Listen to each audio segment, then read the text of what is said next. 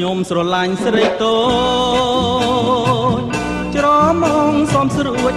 ចង់កេះរាស្រួចឲ្យខ្ញុំគឺព្រួយចិនដាមើលមិនឆ្អែត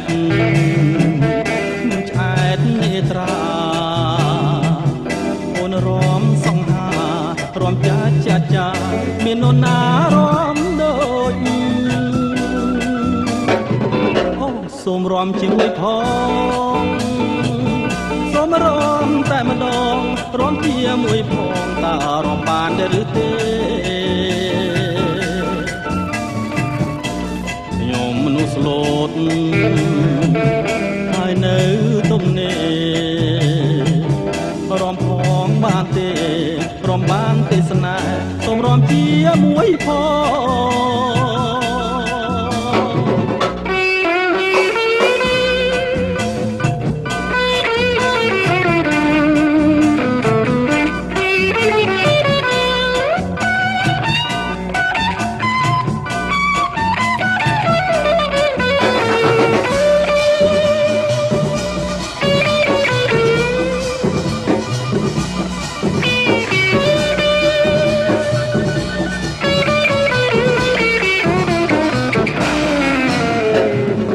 ខ្ញុំស្រឡាញ់ស្រីតូ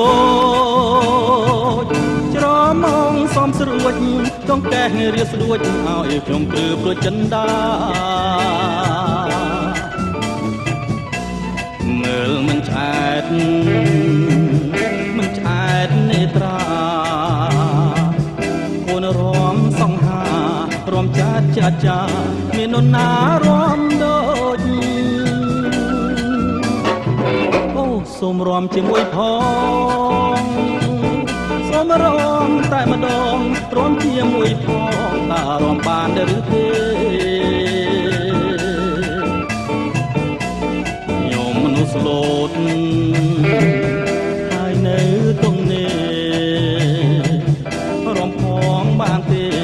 រំបានទេសនាសូមរំជាមួយផង